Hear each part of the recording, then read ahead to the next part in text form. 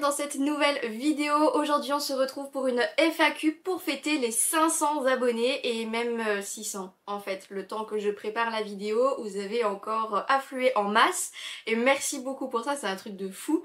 En toute honnêteté, je m'attendais pas à faire cette vidéo spéciale 500-600 abonnés tout de suite. Donc merci beaucoup pour tout ça, ça me fait vraiment très chaud au cœur. Donc je me retrouve là à faire une vidéo FAQ que je ne pensais pas faire avant plusieurs mois. Donc voilà, j'ai pas énormément de temps de préparation et vous m'avez envoyé des questions en masse. Donc voilà, des questions qui sont plus ou moins faciles à répondre et d'autres qui sont carrément plus compliquées. Il n'y a pas moyen de me poser des questions genre quelle est ma couleur préférée? Non, il fallait débattre bien sûr. Je vais me faire des amis ou peut-être même des ennemis en fonction de ces questions. Donc je vais essayer de les catégoriser donc d'un point de vue personnel, professionnel et au niveau de ma passion, de mes passions puisqu'il n'y en a pas qu'une. Donc voilà, je vais essayer d'organiser un petit peu tout ça. J'ai peur que la vidéo soit un petit peu longue mais voilà, restez jusqu'à la fin toujours, ça me fait très plaisir de pouvoir parler avec vous en commentaire, d'avoir vos retours sur la vidéo et si vous avez d'autres questions, eh bien n'hésitez pas.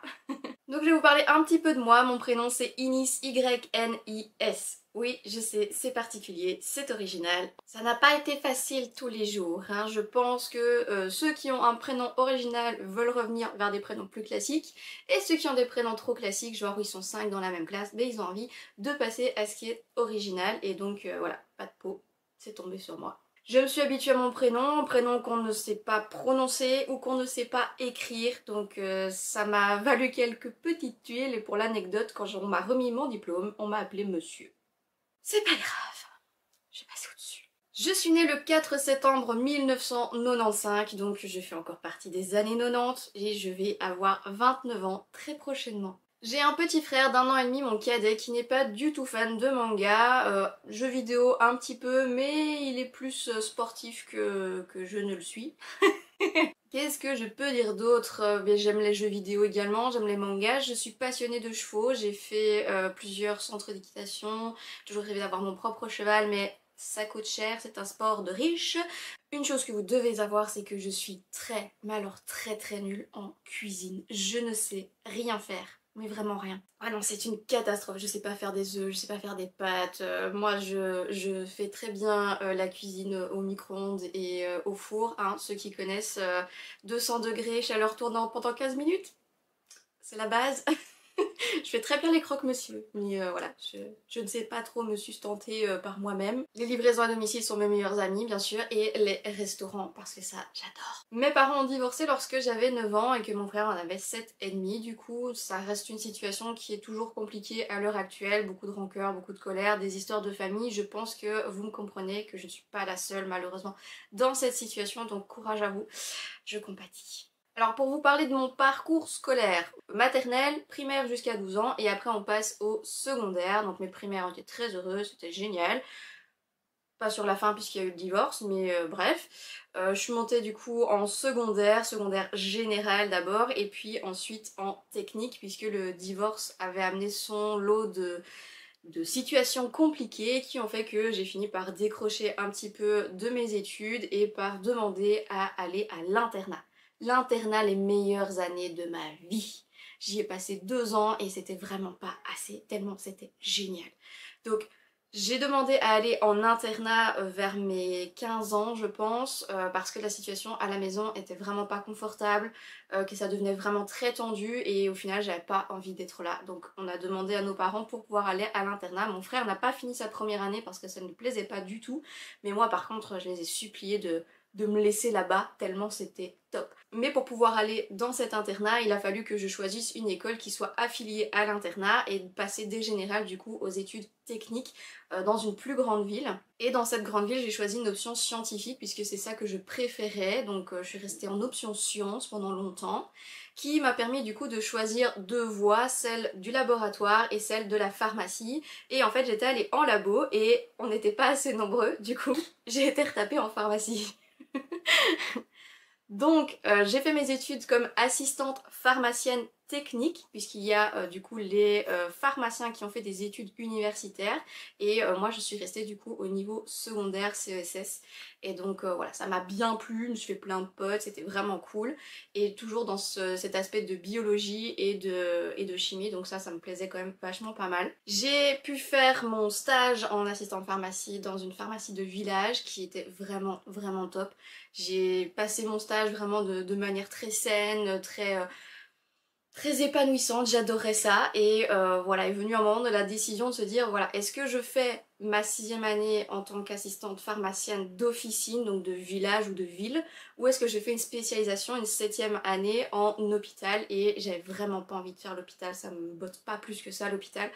Et donc je m'étais dit bah non, j'aime bien l'officine mais je sais pas trop ce que je vais faire. Est-ce que je fais des études supérieures pour du coup faire pharmacie ensuite en tant que pharmacien titulaire, mais la situation à la maison devenait plus compliquée, je n'étais plus à l'internat faute de moyens et donc j'étais rentrée à la maison et c'était insupportable, donc je me suis dit non, je vais en fait trouver du travail directement après ma 6e année et on m'a engagée sur mon lieu de stage, donc ça c'était vraiment le top et je me suis trop bien amusée, je suis restée à peu près 3 ans et demi, d'abord à mi-temps et puis ensuite à temps plein et c'était vraiment le top, mais malheureusement les situations en pharmacie commençaient déjà à se décliner puisqu'il y a des grosses boîtes pharmaceutiques qui prennent de plus en plus de place et qui grappillent du terrain sur les pharmacies indépendantes et donc voilà, j'ai été prise un petit peu dans ce feu là qui a fait que malheureusement elle a dû me licencier. J'avais envie de retourner travailler en pharmacie mais le problème c'est que je ne pensais pas pouvoir retrouver une bonne ambiance de travail à ce point là, du coup vraiment de se marrer tous les jours, de se dire d'aller au travail le cœur léger, de se dire on va encore passer une bonne journée, donc j'avais un peu peur de ça puisque les pharmaciens sont un peu spéciaux et donc je m'étais dit je ne retrouverai pas cette ambiance là, donc je vais faire des études et j'ai entrepris une formation avec succès en tant que secrétaire médicale. Donc comme ça j'associais un petit peu les deux diplômes, donc j'ai fait ma formation secrétariat médical en plus du coup de mon diplôme d'assistante pharmacie et ça s'est super bien passé, voilà, c'était quand même 4 ans après la fin de mes études, mais ça m'a pas tellement posé problème de retourner dans une étude quotidienne, faire une routine de travail, des devoirs, etc. Donc j'y suis revenue, j'ai terminé cette formation qui m'avait bien plu, mais moyen. Le stage s'était pas hyper bien passé et donc voilà, je commençais à me poser des questions genre qu'est-ce que je vais faire maintenant que ma formation est terminée, j'ai les 2 diplômes, dans quoi est-ce que je vais me lancer. Donc ne sachant pas trop si j'allais m'orienter vers le côté administratif du secrétariat médical ou si j'allais retenter une pharmacie, voilà, je me suis un petit peu laissée porter, j'ai envoyé des candidatures un petit peu partout, on m'a appelée en pharmacie et je suis retournée travailler en pharmacie à temps plein. À temps plein pendant à peu près 4 ans.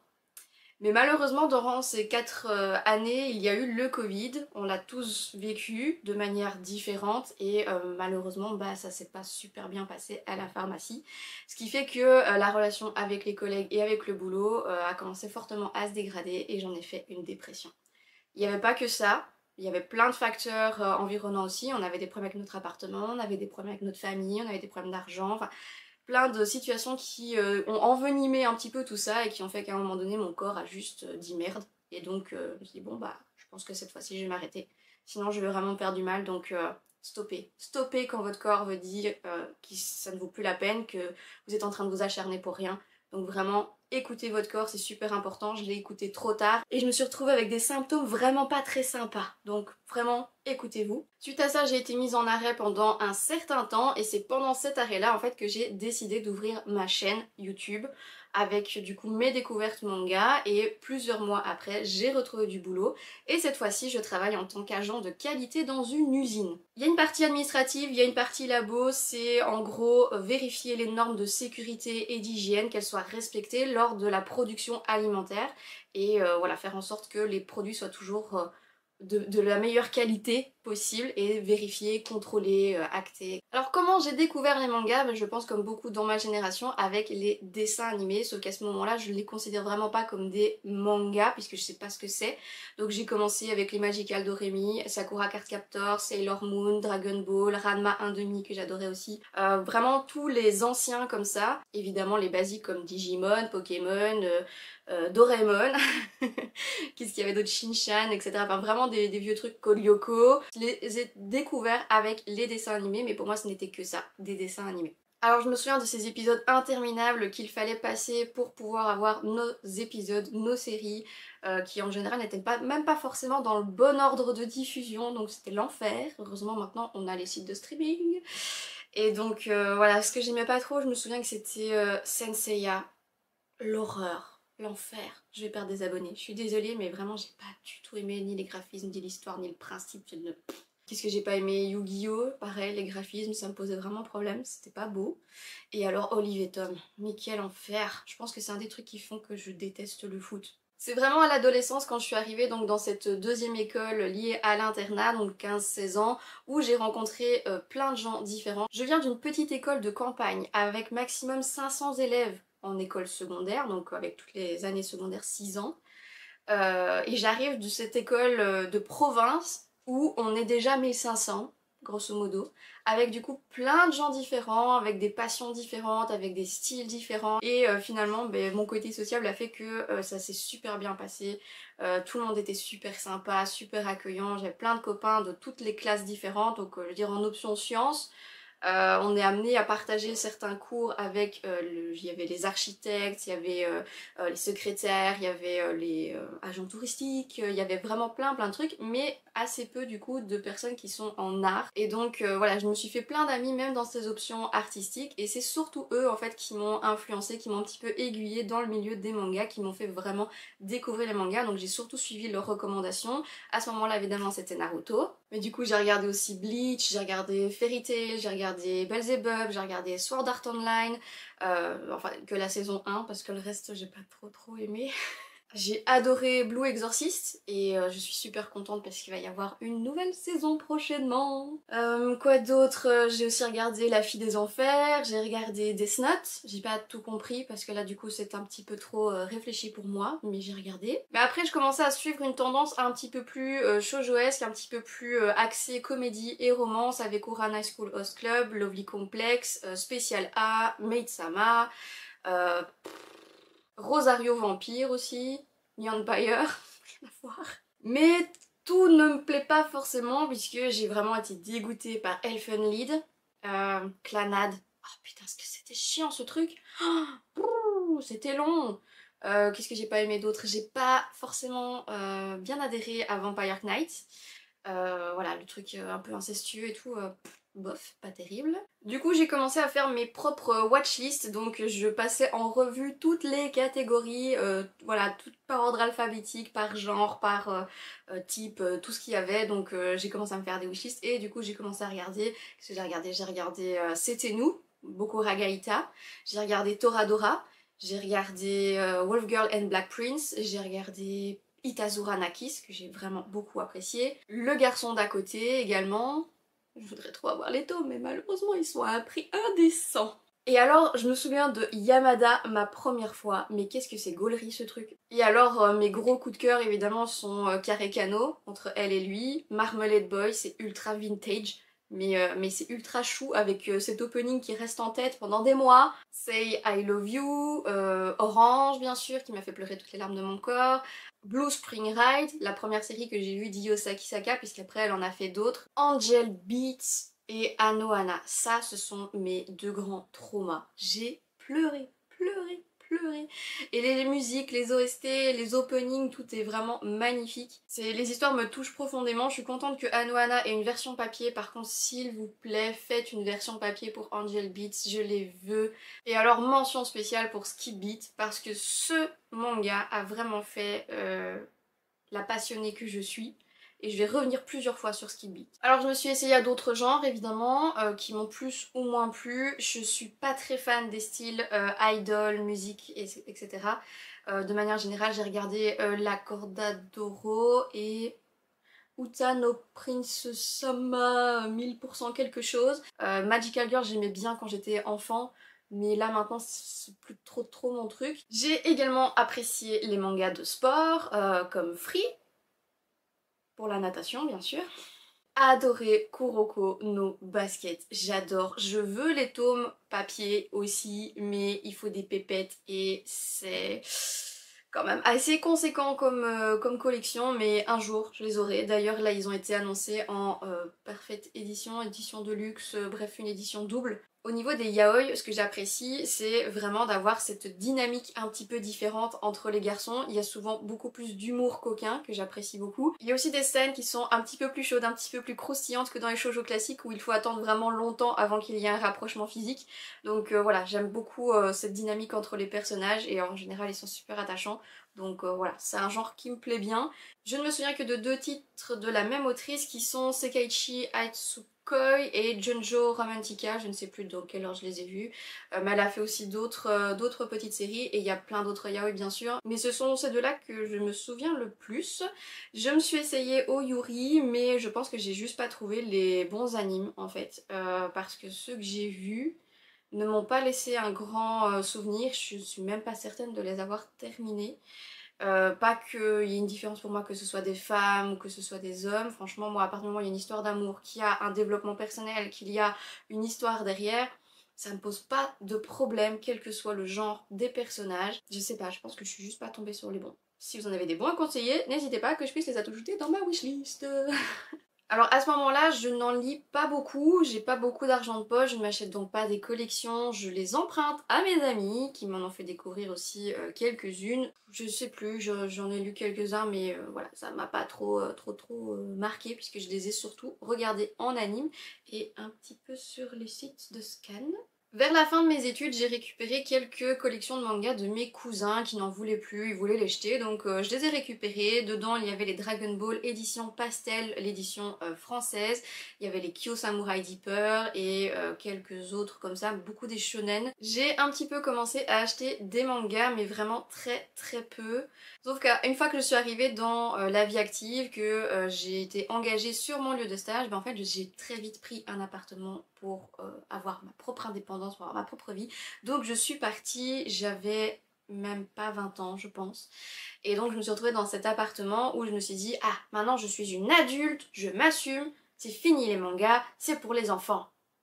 Plus gros regret de toute ma vie, hein, bien sûr, donc je le conseille pas. On a des drôles de pensées à ce moment-là, et puis avec la maturité, on comprend que, bah, en fait, c'est pas parce que tu achètes des mangas, que tu regardes des animés, que tu n'es pas un adulte, ou que tu as des comportements de gamin parce que tu regardes des dessins animés. Ça, malheureusement, c'est une mauvaise pensée qu'on a tous eu à cause de la société qui nous disait ça. Bref, j'ai fait une très longue pause, je me suis concentrée sur les séries américaines du moment, donc il y avait Game of Thrones, je me suis retapé tous les Gilmore Girls, tous les Gossip Girl, tous les Grey's Anatomy, série de mon cœur.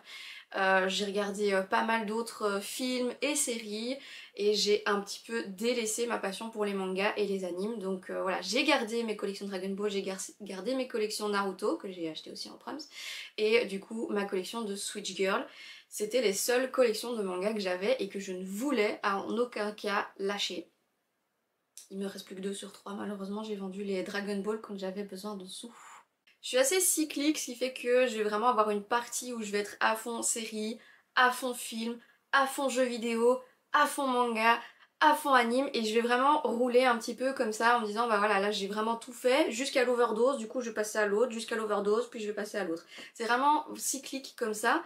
De temps en temps j'arrive un petit peu à mélanger mais c'est vrai que quand je suis à fond sur quelque chose bah, je focus complètement là-dessus. Et c'est à ce moment-là que j'ai rencontré mon compagnon. Ça fait 7 ans, un peu plus de 7 ans qu'on est ensemble, ça fait pratiquement 7 ans qu'on est en ménage ensemble également. On s'est rencontrés et on a pratiquement tout de suite emménagé ensemble. Je sais que ça peut paraître un petit peu rapide mais on est toujours là et on survit à plein de trucs. Quand on s'est rencontrés, il me disait qu'il était avant passionné de manga mais qu'il avait tout revendu aussi pour se lancer en tant qu'indépendant dans la vie, qu'il pensait ne plus en avoir besoin, etc. Et finalement bah, ça lui manquait pas mal et j'en étais au même stade et du coup je me suis dit bah en fait pourquoi est-ce qu'on ne se lancerait pas du coup dans nos propres collections, un petit peu en commun, faire un truc en couple machin. Sauf qu'on n'aime pas du tout la même chose, mais genre vraiment pas du tout. Il aime tout ce qui est gore, tout ce qui est thriller psychologique, retournement de cerveau, et il aime tout ce qui va être violent, tout ce qui est sombre, et moi je suis pas du tout, mais alors pas du tout là-dessus, je pense que ça se voit. Moi je suis vraiment sur le développement personnel, sur les relations, sur les tranches de vie, sur les comédies, et du coup sur la romance, donc on n'avait vraiment pas du tout de points en commun à ce niveau-là. Si ce n'est que du coup on a quand même commencé à acheter ensemble et à se faire nos petites bibliothèques. Donc moi j'avais les Dragon Ball, j'avais les Naruto et j'avais les Switch Girls. À ça j'ai complémenté avec les Wolf Girl and Black Prince. Je me souviens qu'on était en rendez-vous ensemble et que j'ai acheté les 16 tomes, bam, d'un coup. C'était également l'occasion de commencer Ellie, hashtag je n'ai pas de petite amie, qui est dans mon top des shoujo, mes shoujo que je préfère, mes chouchous, mes bébés, et Sawako, les 30 tomes. J'ai également pris les Ace Beast et la première série que j'avais découverte d'Io Sakisaka, Blue Spring Ride, donc j'ai commencé à me faire de plus en plus, je pourrais pas vous dire vraiment tout ce que j'ai acheté et comment je l'ai acheté, mais je me souviens de ceux-là en tant que premiers achats. Et alors je reviens sur Skip Beat. Skip Beat, pour vous dire, je l'ai découvert grâce à une copine qui un jour, alors que je m'ennuyais à mourir parce que mes profs étaient souvent absents en pharmacie, du coup je me tapais des heures d'études plusieurs fois par semaine et donc je demande à une de mes copines, je dis ah, t'as pas un truc qui traîne dans ton sac qui pourrait éventuellement m'occuper? Elle me dit ah bah si, j'ai le tome, un tel. Donc c'est déjà pas les premiers tomes, je pense que c'était déjà peut-être dans les environs du 10e, quelque chose comme ça. Et donc elle me donne Skip Beat et je vois cette couverture violette qui n'est pas franchement belle, de chez Casterman, merci. Et donc je le prends, je dis ah bah merci, ça va m'occuper au moins la moitié de mon heure. Et en fait j'ai tellement kiffé que j'ai relu le même tome 2 fois, parce que ça m'a fait rire, parce que l'héroïne est super badass, qu'elle a du caractère, que l'histoire en elle-même est déjà très drôle, les circonstances de cette histoire sont très drôles, ou pas vraiment drôles, mais en tout cas ça en découle une situation très drôle. Et j'ai vraiment surkiffé, donc je lui ai rendu son tome à la fin de cette heure d'études et je l'ai supplié de me donner la suite. D'ailleurs je sais que tu es abonné, je te remercierai jamais assez pour ça et je te déteste, avec amour bien sûr. Donc je les ai lus, elle me les a prêtés du coup au fur et à mesure. Et donc c'était super lent et j'étais hyper frustrée en fait de ne pas les avoir. Du coup elle me dit ah mais tu sais, il y a un anime. Ok, donc j'ai rush l'anime, j'ai trop kiffé et de nouveau je me retrouve en plan avec la fin de saison 1. Où est la suite? Qu'est-ce qui se passe après? Je veux savoir. Et en faisant des recherches, j'ai commencé à regarder des dramas. Des dramas chinois, des dramas coréens, des dramas japonais et des dramas taïwanais. Et Skip Beat est un drama taïwanais et qui est en fait sous le nom de Extravagant Challenge. Donc je vous conseille d'aller le voir, les effets sont éclatés au sol comme dans pratiquement tous les dramas, mais ça m'a donné encore plus envie d'avoir la suite parce que le drama va plus loin que l'anime, mais on n'a toujours pas la conclusion, donc je les avais là, vraiment je les avais là, et je me suis dit bah en fait je vais les acheter maintenant que j'ai un travail, et donc j'ai acheté toute la collection sortie des Skip Beat, que j'ai tout rushé, et je me suis dit bon on est quand même, je sais plus à ce moment là peut-être une bonne vingtaine de tomes, si ce n'est pas une trentaine. Ah les chiens du quartier ça me gonfle. Et voilà, j'espère toujours qu'il y aura d'autres saisons. Malheureusement, ce manga est tellement peu connu et tellement peu représenté alors que l'histoire est magnifique, c'est génial.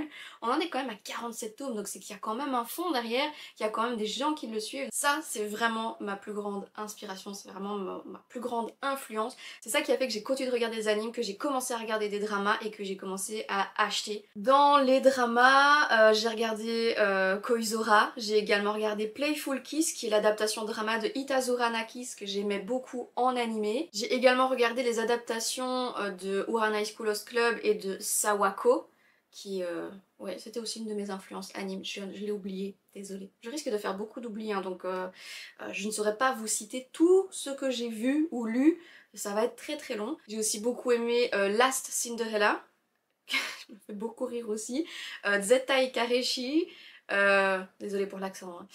Je fais ce que je peux.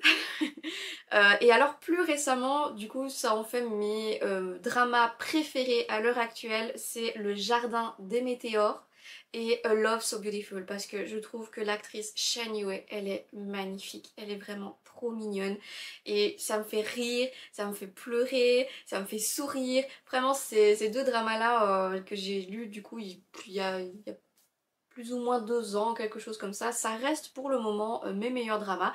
De nouveau, si vous avez des recommandations, n'hésitez pas. Je n'ai pas encore de watchlist drama, c'est peut-être l'occasion du coup d'en faire une. Du coup, quand on s'est mis en ménage ensemble, qu'on a commencé à faire nos propres collections de mangas, on a également recommencé à regarder des animes. On en a regardé quelques-uns ensemble, mais comme nos goûts de nouveau sont totalement différents, je regardais plus distraitement que vraiment avec attention. Donc on a regardé One Punch Man, on a regardé les Demon Slayer, on a regardé l'Attaque des Titans, on a regardé Hunter x Hunter, on a regardé Baki, mais voilà, tout ça reste vraiment des gros shonen.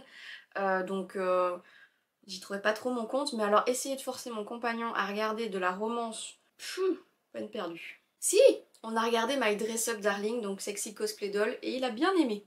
Sinon je regardais moi de mon côté, j'ai regardé Otaku Otaku, Orimiya, Fruit Basket, la version remasterisée de 2019, je l'ai rencontrée sur le tard, j'en avais beaucoup entendu parler, puis je me dis ah bah il y a une nouvelle version, je vais regarder celle-là, et ça m'a plu. Mais je n'ai pas la hype que tous les vrais fans ont eu avec la première version en fait. J'ai aussi regardé How Chan Can Study, j'ai regardé As Miss Beelzebub Likes It. Ils sont pas des noms plus compliqués et plus chiants à dire. A Girl and Her Guard Dog. Un drôle de père qui est vraiment adorable, que j'ai beaucoup aimé et c'est pour ça aussi que j'ai acheté les collections papier. Koikimo, La princesse et la bête, Presque marié et pas encore amoureux, Si je suis la vilaine autant mater le boss final, Princesse bibliophile. J'en ai regardé pas mal dans ce fameux cycle des saisons et des passions. Et là ici je viens de terminer 2.43 Sein, Coco, Volley Club, un truc comme ça, enfin un truc de volley, voilà. J'ai bien aimé et j'ai hyper accroché à l'opening, donc voilà, ça m'a conforté dans l'idée. Alors j'ai également regardé les films, j'ai pas lancé un débat entre Makoto Shinkai et Ghibli, les deux sont exceptionnels pour des raisons différentes, donc j'ai beaucoup aimé les deux. Mais il n'y a pas que dans le game des films d'animation, j'ai énormément aimé Je veux manger ton pancréas, je suis restée sur la fin, qui me choque toujours et encore. J'ai adoré José, le tigre et les poissons. Plus récemment, je suis allée voir Le Château solitaire dans le miroir quoi, à sa sortie au mois de septembre, je pense, pour mon anniversaire. J'étais là avec une copine que j'avais vraiment beaucoup aimé aussi, avec un sujet plus profond mais toujours un peu fantastique. Et alors un très très vieux qui est très méconnu, c'est Vers la forêt des Lucioles, Otarubi no Mori e. Un court métrage de 45-50 minutes que j'avais regardé quand je devais avoir 15 ans et j'aime toujours autant le revoir tellement je le trouve beau, touchant. Alors qu'est-ce que j'aime et qu'est-ce que je n'aime pas dans les genres, les thèmes de manga et pourquoi pourquoi ça va être un petit peu plus compliqué parce que c'est vraiment un avis très personnel qui se base sur rien du tout. Je ne suis pas fan des mangas d'horreur, je ne suis pas fan des thrillers psychologiques, je ne suis pas fan des policiers, des séries de science-fiction, type mecha, armes, etc. C'est vraiment les gros points noirs. Il peut y avoir un petit peu ou en partie dans des séries une partie science-fiction, une partie armes, etc. Mais faut pas que ce soit ça le thème principal parce que je risque de ne pas accrocher du tout. Vraiment ces genres-là ce sont vraiment pas mes genres de prédilection et évidemment ça ne touche que moi. J'ai pas vraiment de raison d'explication. Juste j'aime pas ça, je suis pas fan, je comprends pas forcément tout et je n'adhère pas forcément aux intrigues qui sont liées à ces séries policières, horreur, etc. Donc de manière générale, j'aime quand même pratiquement tout, donc surtout la comédie, la romance, les tranches de vie, tout ce qui va être aventure, fantasy, fantastique, de l'action, j'aime globalement beaucoup de choses, les récits historiques, j'aime le sport, j'aime la tranche de vie, donc franchement je pense que c'est quand même assez large. En vrai à partir du moment où l'intrigue est intéressante, que les personnages sont attachants, que le développement et la profondeur de l'histoire est présent, mais il y a quand même de grosses chances que je reste dessus. Ce qui peut vraiment me faire lâcher prise d'une série, c'est la lourdeur scénaristique. Si il y a trop de fanservice, si les situations sont vraiment trop what the fuck, si ça devient vraiment lourdingue, je vais très vite lâcher. Si dans certains arcs c'est super redondant, c'est super lent, la dynamique est un peu perdue, ça va me faire lâcher prise. Maintenant ça dépend aussi beaucoup de mon humeur et de mon état d'esprit. Je peux ne pas aimer un certain manga à un certain moment et peut-être le retenter quelques mois plus tard et accrocher super bien. On m'a également demandé pourquoi je choisissais une série plutôt qu'une autre et pourquoi je choisissais de les garder ou de m'en séparer. Alors je vais peut-être faire ce qu'il ne faut pas. c'est que je vais juger un livre à son titre et à sa couverture. Alors je sais c'est pas bien, mais il y a tellement de choix qu'il faut bien un critère pour commencer. Donc je vais regarder une couverture qui va me plaire avec les couleurs, avec la mise en scène qu'il y a dessus, je vais voir le titre du coup et je vais me dire tiens qu'est-ce que c'est ça? Et si ça m'intrigue, je vais aller lire le synopsis. Parfois le synopsis n'est pas suffisamment parlant donc malheureusement il se peut que je passe à côté d'une bonne histoire. Je sais que c'est censé être fait pour mettre en avant le manga, mais je trouve parfois qu'il y a des détails sur lesquels on s'attarde un petit peu trop et du coup une profondeur sur laquelle on passe à côté. Et donc je trouve ça un petit peu dommage. C'est pour ça que dans mes reviews, je retravaille un petit peu le synopsis en mettant l'accent sur le truc qui me semble le plus intéressant. Donc après avoir lu le synopsis, s'il m'intéresse toujours, eh bien je le classe dans mes wishlists et je vais aller voir un extrait en ligne et s'il n'y a pas d'extrait en ligne, eh bien je vais regarder un petit peu sur Google s'il n'y a pas des scans qui seraient disponibles, 2 ou 3, pas pour voir et me faire spoiler, enfin, en tout cas j'espère, ça c'est déjà arrivé malheureusement, mais en tout cas pour voir un petit peu quel est le style graphique de la série, voir si ça va être très sombre, si ça va être très contrasté, si il va y avoir beaucoup d'animation. Donc voilà, si je peux me repérer un petit peu là-dessus en me disant ah ben ça c'est mon style habituel, c'est tout ce que j'aime, c'est tout doux, c'est tout lumineux, c'est très fin et c'est même pratiquement épuré, ou est-ce que ça va être ultra chargé en détails, est-ce que ça va être très lourd de lecture. Voilà, donc ça peut déjà me permettre un petit peu de faire un tri. Et donc après à l'avoir ajouté à ma wishlist, pour pouvoir dire de les acheter plus tard, je regarde également, mais ça c'est plus par rapport à la chaîne, est-ce que cette série fait partie d'une collection d'auteurs et est-ce que dans cette collection d'auteurs il y en a d'autres qui pourraient m'intéresser. Et je me dis que si j'en veux un, je dois un peu prendre les trois, je sais pas si vous voyez ce que je veux dire. Si les histoires m'intéressent, en tout cas, je vais essayer de les prendre en lot pour pouvoir en faire une vidéo présentation d'auteur. Si les autres ne m'intéressent pas ou qu'il n'y a pas d'autres collections disponibles de cet auteur, eh bien j'en ferai des vidéos à part avec un petit pêle-mêle. Mais voilà, j'essaye un petit peu de m'organiser. Je vous montrerai un petit peu tous mes tableurs Excel. Oui, parce que je suis un petit peu maniaque et névrosée. Du coup, j'ai plein de tableurs Excel, plein de notes en fait où je vais me dire bah ça je le veux de telle manière, je vais organiser ça par telle maison d'édition, etc. Donc j'ai plein de tableurs à vous montrer. Dites-moi s'il y en a d'autres dans le cas, si vous faites également des tableurs pour vous repérer dans vos collections, dans vos wishlists, si vous avez des codes couleurs, parce que du coup moi il y a des couleurs partout, ça ressemble vraiment... Bon, pour les autres ça ressemble peut-être à rien, mais moi je trouve ça très organisé et très joli. Du coup, je vais aller piocher aussi dans ces listes en fonction de mon humeur et de mes envies la prochaine série sur laquelle je vais investir ou la prochaine série que je vais regarder tout simplement, puisque j'ai une liste pour les animés, j'ai une liste pour les films, j'ai une liste pour plein de trucs, j'ai même une liste pour mes listes. Alors si après avoir lu ma série, mes attentes ont été comblées, que l'intrigue est bien présente, que les personnages sont attachants, que le développement de ceux-ci est vraiment approfondi, qu'il y a vraiment quelque chose derrière, eh bien je vais d'office garder cette série, même si parfois les révélations qui y sont faites, on peut dire bah voilà, on connaît la fin. Moi ça ne va pas m'empêcher, même si je connais la fin, de les relire en fait, parce que j'ai vraiment eu ce développement que je recherchais dans la plupart de ces histoires. Par contre, si j'ai trouvé l'histoire décevante, que la fin ne me plaît pas, que les personnages ne sont pas ou peu approfondis et que leur caractère ne correspond pas à mes valeurs et à mes principes, si l'intrigue part vraiment de son intérêt, non, je vais pas garder.